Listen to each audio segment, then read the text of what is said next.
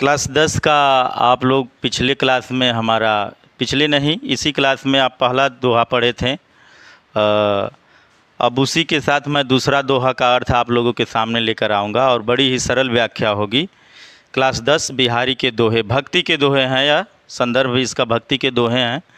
इसमें मैं आपको शब्दार्थ बताने जा रहा हूँ।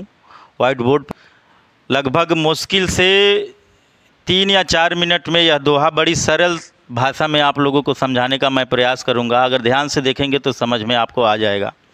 शब्दार्थ देखिए इसका, या पहले गायन करके हम बता दे रहे हैं इसको। बिहारी का है, इसे गा सकते हैं लय में थोड़ा सा। मोर मुकुट की चंद्र कनु यूं राजत नद नंद, मनु शशि शेखर की असक किय शेखर सतचंद, किय शेखर सतचंद।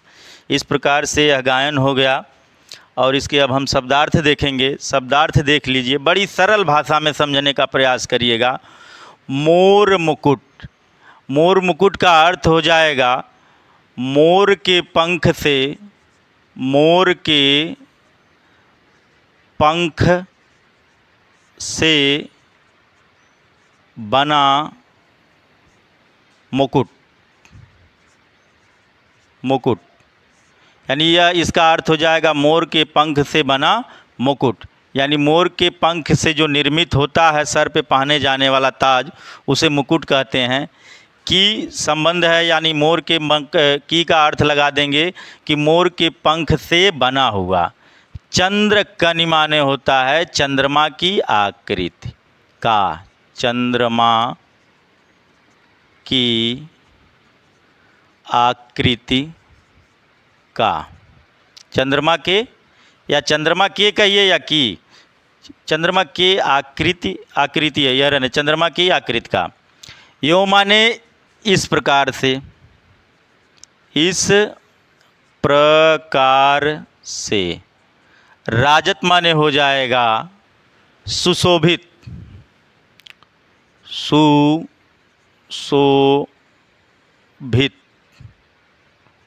राजत माने क्या हो जाएगा? सुशोभित। नद नंद माने हो जाएगा, नद नंद माने हो जाएगा कि नद कृष्ण लगा दीजिए, यानी नंद के लाल कृष्ण। कृष्ण नद नंद माने हो जाएगा कृष्ण, यानी कृष्ण के नद नंद यानी नंद के पुत्र कृष्ण। और मनु माने हो जाएगा मानो, मनु माने मानो। मनु का अर्थ क्या हो जाएगा? मानो। शशि शेखर का एक ही साथ अर्थ लेंगे। शशि शेखर यानी शेखर माने होता है चोटी या सिर पर, शशि माने चंद्रमा, यानी जिसके सिर पर चंद्रमा है अर्थात शंकर जी। शंकर लिखिए या शिव जी, साहित्यिक भाषा में लिखा जाता है, थोड़ा सा लिख दे रहे हैं शिव जी, यानी भगवान शंकर का। यहाँ शेखर माने हो जाएंगे भगवान शिव। की असक माने से, की का अर्थ लगाएंगे से। असक माने ईर्ष्या, असक माने ईर्ष्या। ईर्ष्या का मतलब ही होता है जलन रखना, जलन बस या द्वेष बस या ईर्ष्या बस। किया माने कर लिए हों, किया माने हो जाएगा कर लिए हों या बना लिया हो। शेखर माने सर पर, सत माने 100, गणनावाचक 100, 100 की संख्या एक होती है जो, यानी 100। चंद माने चंद्रमा, चंद्रमा। यह आपके शब्दार्थ हो गए। शब्दार्थ अगर आपको आ गया तो समझ लीजिए कि दोहे का अर्थ टूटा फूटा निकाल लेंगे, आप 6 नंबर का काम कर सकते हैं। मोर मुकुट की माने हो जाएगा मोर के पंख से निर्मित मुकुट। चंद्र कनि माने चंद्रमा का आकृत, यानी मोर के मुकुट में जो चंद्रमा की आकृत है। यो माने इस प्रकार से। सुशोभित माने सुशोभित हो रही है। कृष्ण नदनंद माने जब श्री कृष्ण अपने सर पर मोर के पंख से बना हुआ आकृत अपने सर पर धारण करते हैं या पहनते हैं तो इस प्रकार से सुशोभित होता है या देखने में इतना सुंदर लगता है कि मानो शिव जी से ईर्ष्या करते हुए, यानी शिव जी से ईर्ष्या रखते हुए किए शेखर चद सत सतचंद यानी 100 चंद्रमा। किए शेखर यानी अपने सर पर कृष्ण इतने सुंदर लग रहे हैं। यहाँ कृष्ण की उपमा कामदेव से लगा दिया गया है, कामदेव। अभी इसकी एक पीछे एक कहानी हम बता रहे हैं क्यों कामदेव का कह रहा है कि मानो श्री कृष्ण ने शिव से ईर्ष्यावश अपने सर पर 100 चंद्रमा धारण कर लिए, यानी शिव जी एक चंद्रमा अपने सर पर धारण किए हैं तो मैं 100 चंद्रमा धारण। इसके पीछे एक कहानी है छोटी सी, थोड़ा सा समझेंगे तब इसे दोहे को जान पाएंगे। एक बार की बात है कि देवताओं और राक्षसों में युद्ध हो रहा था। देवताओं और राक्षसों में जब युद्ध हो रहा था तो देवता भली भांति राक्षसों से बड़ी बुरी तरह से हार गए थे। तो उस समय जीत का उपाय पूछने के लिए शिव जी के पास जाते हैं और शिव जी क्या रहते हैं, तपस्या में लीन रहते हैं। और जब तपस्या में लीन रहते हैं तो उनका तपस्या भंग करने के लिए कामदेव को बुलाया जाता है। और कामदेव सभी देवताओं में बड़े सुंदर हैं और उन्हीं की सुंदरता का यहाँ कृष्ण बिहारी जी वर्णन किए हैं कि कृष्ण ऐसा लग रहे हैं जब मोर का मुकुट पहन लिए हैं, कामदेव के समान लग रहे हैं। और कामदेव जब नहीं शिव जागते हैं तो अपने फूलों के बाणों से शिव जी पर वार करते हैं। शिव जी तमतमा कर जब जागते हैं तो उनका तीसरा नेत्र खुल जाता है और कामदेव जलकर राख हो जाते हैं। तभी से शिव और कामदेव में दुश्मनी चलती है, यानी ईर्ष्या है। शिव को क्या कामदेव को क्या है, शिव से ईर्ष्या है। और यह ईर्ष्या का बात यहाँ लेकर यह दोहा लिखे हैं, कह रहे हैं कि मानो भगवान श्री कृष्ण इतने कामदेव से भी सुंदर लग रहे हैं। अर्थ लिखने के लिए क्या हो जाएगा कि मोर के पंख से बना हुआ चंद्रमा की आकृति वाला जब मुकुट श्री कृष्ण अपने सर पर धारण करते हैं तो इतना सुंदर लगता है कि मानो कामदेव ने शिव से ईर्ष्यावश अपने सर पर 100 चंद्रमा धारण कर लिया हो। दोबारा एक बार अर्थ सुनिएगा कि श्री कृष्ण के सिर पर मोर के पंख से बना हुआ मुकुट इतना सुंदर लग रहा है कि मानो कामदेव ने शिव से ईर्ष्यावश अपने सर पर 100 चंद्रमाओं को धारण कर लिया है। अब इसमें से फिर से आपको क्या करेगा, 3 प्रश्न बना लेगा।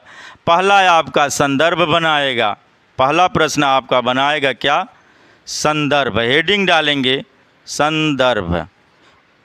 संदर्भ आप लिखिएगा मोटी पेन से, काली पेन का भी सिर्फ प्रयोग करिएगा। संदर्भ कल मैं नहीं बताया था, आज बता दे रहा हूँ। संदर्भ इसका हो जाएगा प्रस्तुत दोहा हमारी पाठ्य पुस्तक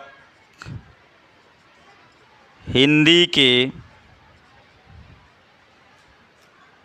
भक्ति के दोहे, भक्ति के दोहे,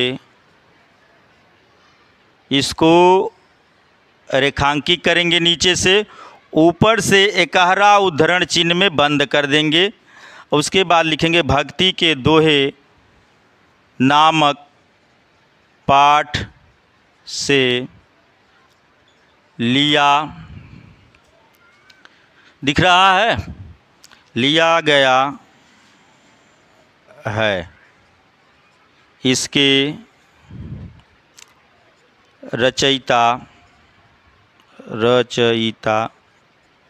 इसके रचयिता रीति सिद्ध कवि बिहारी जी हैं, बिहारी जी हैं। यह आपका हर में से यही होगा, हर छंद का जितना भी छंद बिहारी के पढ़ेंगे संदर्भ यही होगा। प्रस्तुत दोहा हमारी पाठ्य पुस्तक का हिंदी के भक्ति के दोहे नामक पाठ से लिया गया है। इसके रचयिता रीति सिद्ध कवि बिहारी जी हैं। यह हो गया। अब दूसरा प्रश्न आपका बना सकता है कि कामदेव ने किसकी ईर्ष्या से अपने सर पर 100 चंद्रमा धारण कर लिया है, तो उत्तर आपका हो जाएगा कि शिव जी से।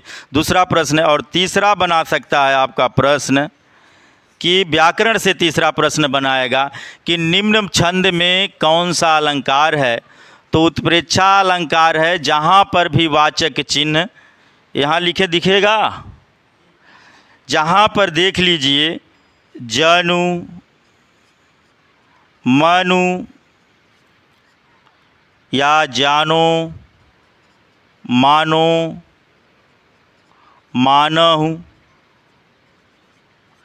यह वाचक चिन्ह अगर आ जाए तो वहाँ सीधा आप बिना सोचे समझे उत्प्रेक्षा अलंकार कर देना। क्या हो जाएगा? उत्प्रेक्षा अलंकार हो जाएगा। और भाषा जो भी इनकी है, ब्रज भाषा में सारी रचनाएं हैं, तो भाषा इसमें क्या हो जाएगा? ब्रज हो जाएगा। अगर रस की बात करें तो यहाँ भक्ति के दोहे हैं तो सीधा सीधा भक्ति रस हो जाएगा। और गुण की बात करें तो थोड़ा सा ईर्ष्या वाली बात कही गई है, लेकिन यहाँ सुंदरता का बात है तो गुण माधुर्य हो जाएगा। रस छंद दोहा है, केवल इन्होंने एक ही छंद में, दोहा छंद में ही रचना किया है, और एक ही इनकी रचना है बिहारी सतसई, बस। तो ठीक है यार।